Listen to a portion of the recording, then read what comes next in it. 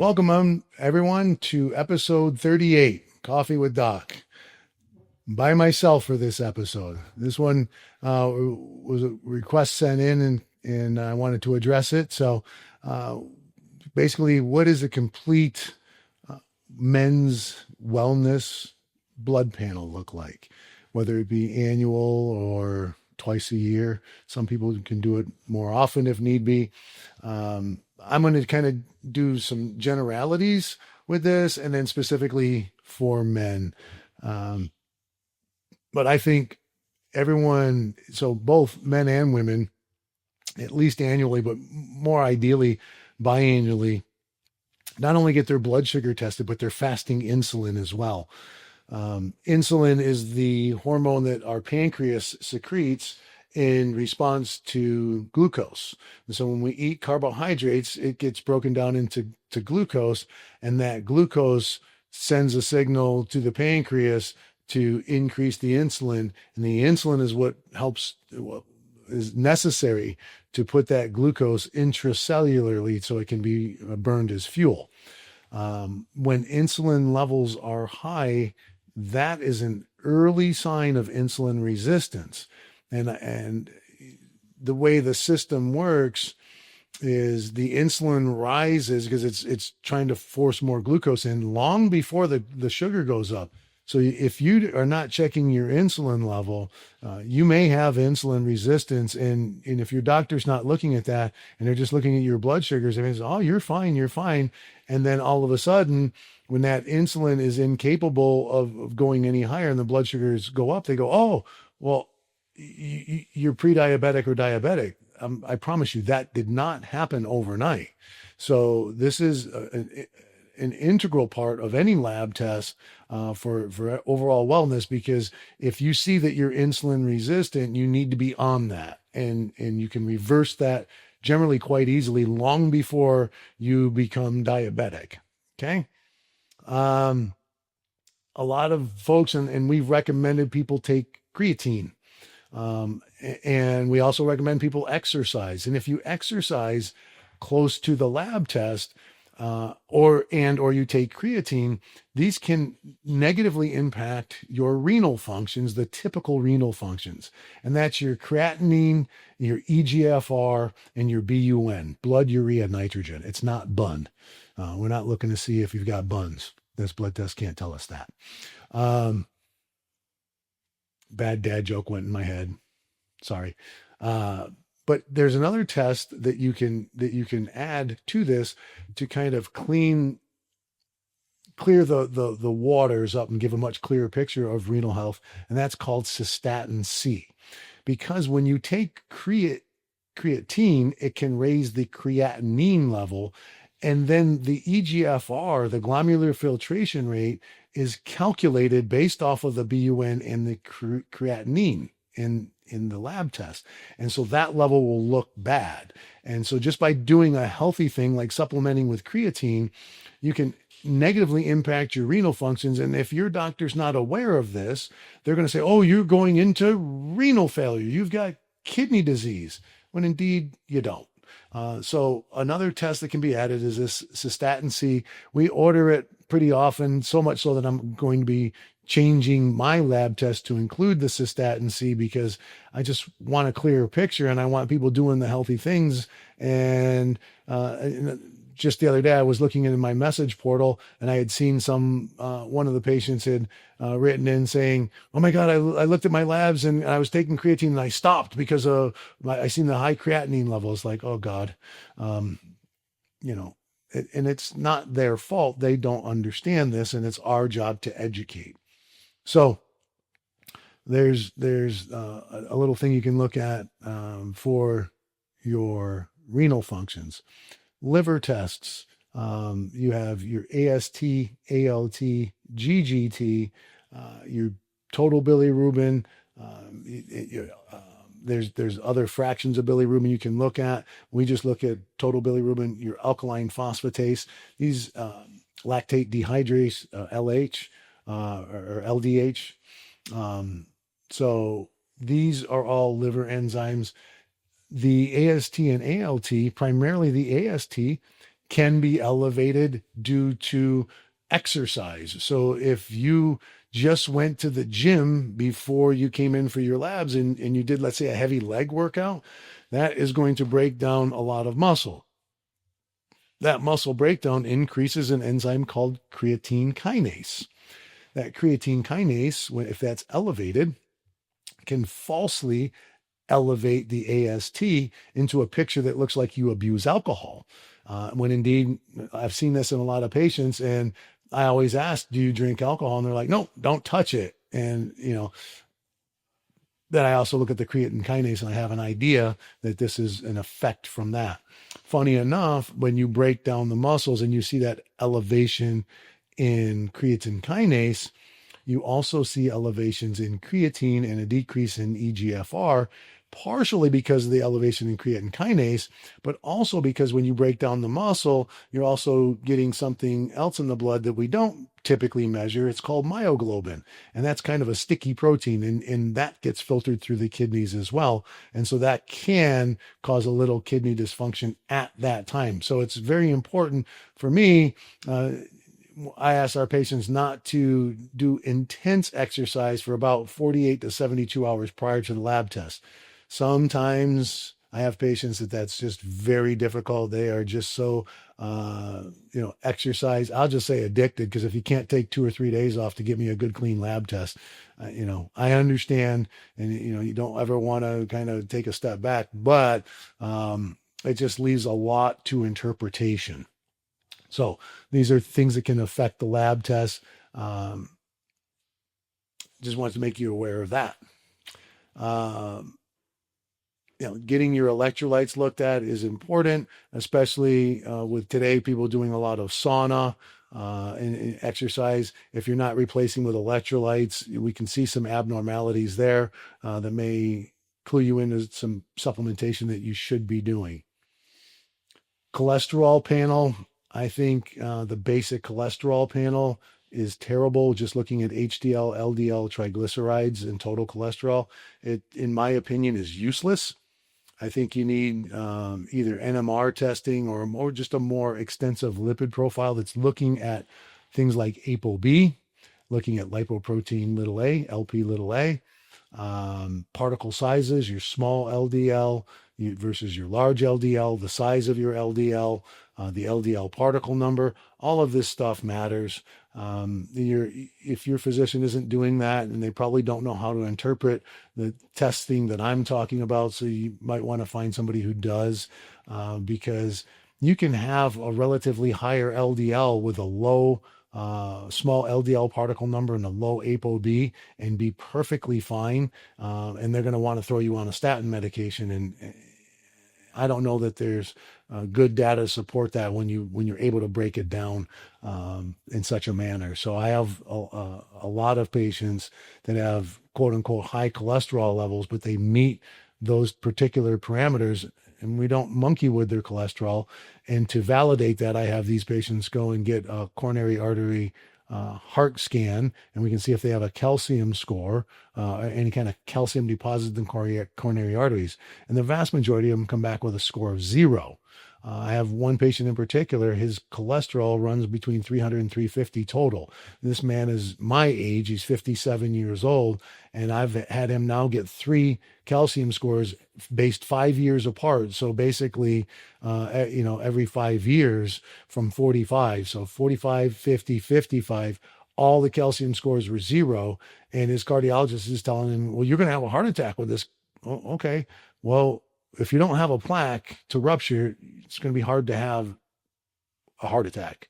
And he felt like crap on the statin. So we took him off of them. And, if he starts to develop a calcium score, we'll find another way to lower his cholesterol by probably upregulating the PCSK9 receptors with a medication.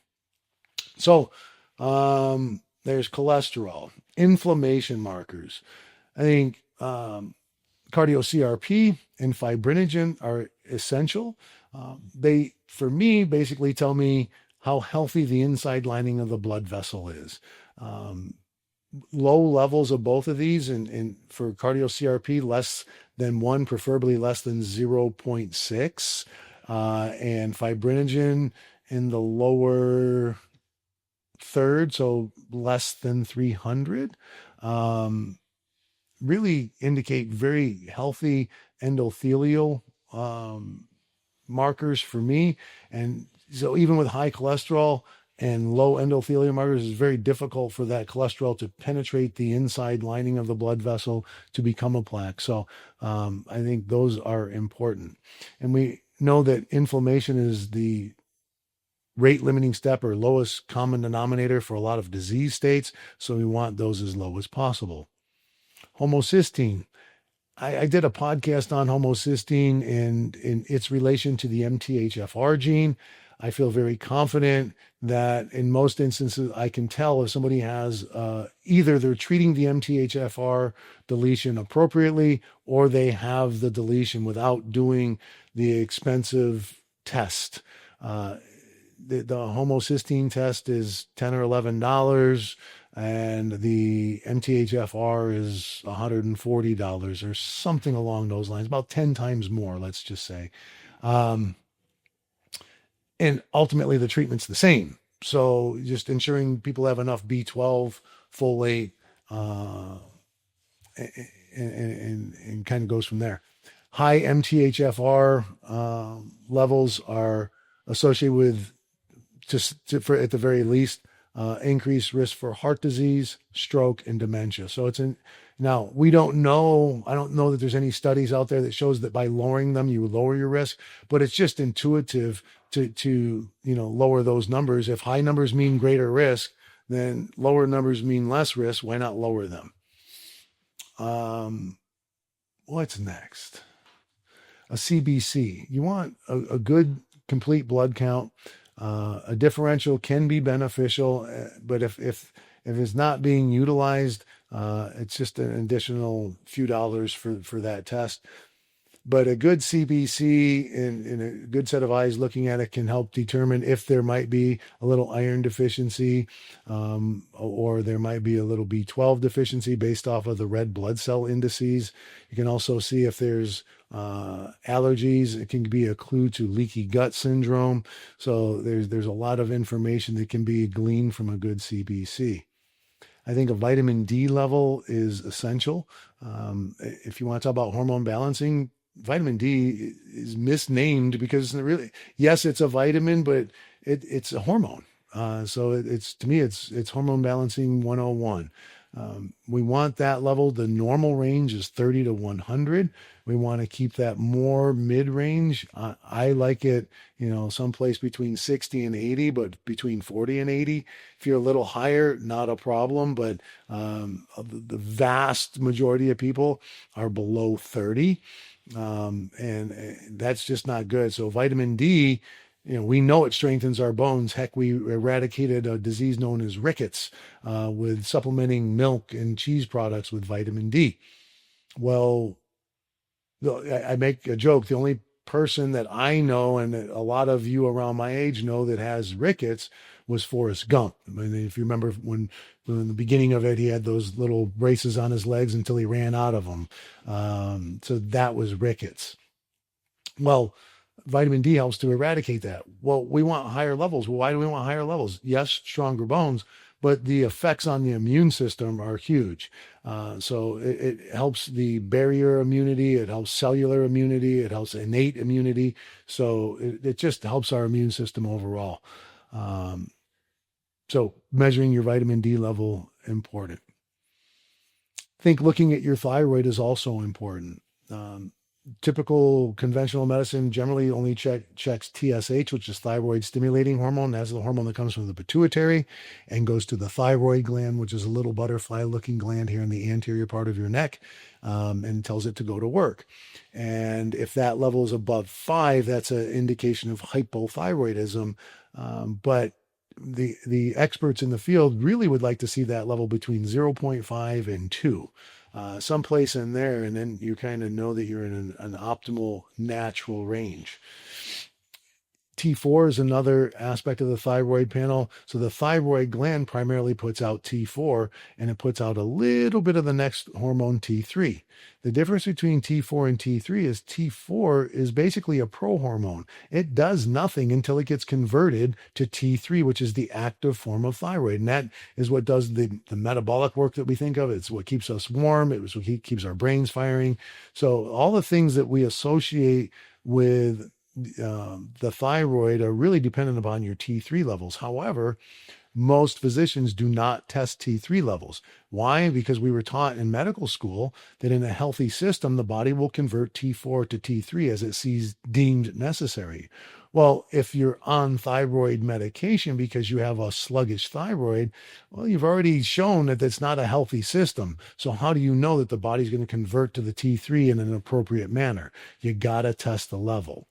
Something that happens to T3 in an unhealthy thyroid is it can be produced in another form called reverse T3, and it's just almost the mirror image of the regular T3. So it's an isomer of the regular T3. Well, those receptors only accept the real T3 and fire when the real T3 is there. The reverse T3 can hit those receptors, but it doesn't fire the mechanism, the intracellular mechanism that's associated with the thyroid. And so they're blocking that pathway. And so you'll have people with normal thyroid levels, but high T3 levels that have a lot of symptoms of low thyroid. So getting a reverse T3 can give you some insight. TPO, thyroid peroxidase, and TRAB, thyroid antibodies. These both go up when you have autoimmune thyroiditis, such as Hashimoto's disease.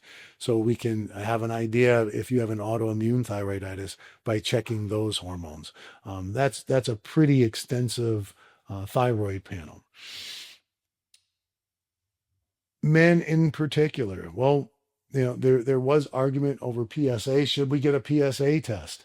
The argument was if the levels are high, there's a lot of unnecessary biopsies being performed. And I couldn't agree more. Absolutely true. The problem is if you don't check it, might be letting something go. So what's the answer? Well, the answer at one point in time was, well, let's just stop doing the PSA annually. I think that was burying the head in the sand, and it proved to be true. That was the recommendation, and didn't make sense to me. This is ridiculous. What the answer is find a good urologist if you have an elevation in your PSA and get imaging. Imaging will give them an idea of, is this an enlargement of the prostate or is this prostate cancer? And MRI is probably the best way to do that. Ultrasound imaging can be also very fruitful in looking for that, but I guess it really depends on the operator. So somebody who's got a lot of experience doing prostate MRIs. Without getting off topic though, I think having a PSA at least once a year can kind of give you an idea of what's happening with your prostate. If your level goes above 2 or 2.5, I've made my cutoff score at 2.5. I listened to a urologist out of Northwestern who's got a clinical practice in a university-based teaching hospital, and his cutoff is at 2. And from there, he does, and at 2.5, I do something called percent free PSA, and that gives us a little bit more information. And basically, the higher the percent free PSA, the more likely that the issue is not prostate cancer. So you really want a percent free PSA above 20. Anything below 10 is very worrisome. And then the gray zone is that, 11 to 19 area. So, or 10 to 19 area. And then, if the PSA is rising and you're in that gray zone, that might be a really good opportunity to go see a urologist and get some imaging and see what you're dealing with. Specifically now, so that's specifically for men. What else should we get? We should get a total and free testosterone. And honestly, I think we could really just skip the total and just get a free testosterone. But the labs don't just measure the one. They usually do it in tandem. So you want that free testosterone. Most textbooks and guidelines are all based off of total testosterone for as far as replacement goes. But the total testosterone doesn't really drive the subjective feeling or kind of how you respond to testosterone. It really has to do with the free testosterone. Now, the amount of testosterone receptors and function of those testosterone receptors is also something that's being looked at, because you could have a great free testosterone and not really feel much better. It's because there's something going on with your receptors, and that science is relatively new. So that's something that's evolving that we're going to be able to look at.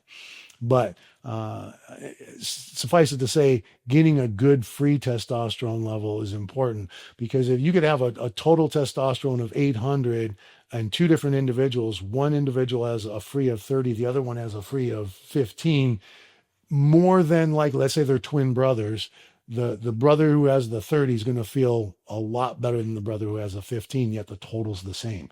And I've seen that happen with individuals where they came in one time and their level was 30, and they came back with their free was 15, and the total was 800. And they're like, well, I think I need more testosterone. I said, no, we need to boost your free testosterone. What can we do to boost free testosterone? DHEA. So get a DHEA level checked. If your DHEA level is less than 500, in my opinion, that's too low. You want it north of 500 to really drive the free testosterone. Testosterone can be metabolized into estradiol. Estradiol is healthy and appropriate. Your estradiol level should be between 3, no more than 7% of your total testosterone. So if it's in between 3 and 7, ideally 3 to 5%, that's exactly where it needs to be, and it's based off of your total testosterone. If your doctor is just looks at the labs, and let's say that they're happy having your total testosterone a little outside the normal range, and that really varies on the labs. But then they want your estradiol within the normal range, and we'll just use an example. Your total testosterone is 1,000, and your free testosterone is 50. Well, they may say, well, I love the testosterone 1,000, but the lab says that your free testosterone, or that your estradiol level should be under 42. So I'm going to give you this drug to lower your conversion of testosterone to estradiol. Well, if you were paying attention, easy to see that a level of 50 is 5% of 1,000. You're absolutely where you need to be. And that physician who's making that recommendation, just very kindly say, thank you for your offer. Get your stuff and leave, because they don't know what the hell they're doing. I'm sorry. If they're offering you an AI to lower your estradiol, they do not understand all the health benefits of estradiol for men. I've done enough podcasts on that, so please go back and look at some of those to see those health benefits. But I would run from that healthcare provider, because they are not putting your health and well-being at the forefront, and they're actually putting you in danger. Dihydrotestosterone, I used to test for it. Some people can make the argument that you want to test for it. I found that higher levels really didn't confer anything negative, outside of maybe an increased risk for enlargement of the prostate, possibly. But testosterone does that by itself as well. People say, well, it's associated with hair loss. Maybe. I think it's a piece of the puzzle, but not the whole puzzle. I had a lot of patients with high DHT levels and their hair wasn't falling out. And I had patients with low testosterone and DHT levels coming to me initially, and they're complaining of hair falling out. So it's not a complete dihydrotestosterone issue. The medications that lower dihydrotestosterone are fraught with problems. In my opinion, there's something called post-finasteride syndrome. DHT, I arguably say it is not as important. But if you wanted to get that done, I understand. It's just, what are you going to do with the information? What else? I'm just running through my own lab test through my mind. So I'm just trying to see if I left anything out. And I don't believe I have. So that kind of gives you a really good As a DHA, yeah, pregnenolone, luteinizing hormone. I take that back. So your luteinizing hormone is the hormone that comes from the brain and tells the testicles to go to work. That will be suppressed if you're on injectable or transdermal testosterone therapy in most cases. Oral testosterone therapy does not completely suppress that. And then obviously, if you're not on testosterone therapy, this gives us a good indicator of your natural state and kind of what signal is going to the testicles to stimulate your endogenous testosterone production. And there are ways of raising that luteinizing hormone to stimulate a better production of both testosterone and spermatogenesis. Another aspect would be to look at your prolactin levels. Now, prolactin, if it's elevated, would give us some information on the probability of being able to stimulate your testicles to produce more testosterone. Real high prolactin levels can be an indication for what's called a pituitary adenoma, or a little cancer in the pituitary gland. So I think it's a really good test to get done at least annually. And I think that would be a pretty extensive lab panel for any man that wants to keep up with their health. Could we add a bunch of other things on there? Yep.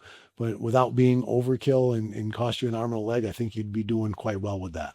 Of course, we do all of these lab services here at Ageless Forever. So if you're interested in getting a full panel such as this with an interpretation by either myself or one of my other healthcare providers, we all do the same training, and I oversee everything that they do as far as their training. And if they rarely have a question on an abnormal lab value, they'll come to me and we'll figure it out together.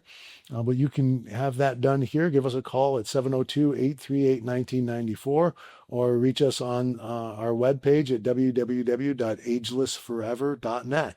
Thank you, and we look forward to seeing you.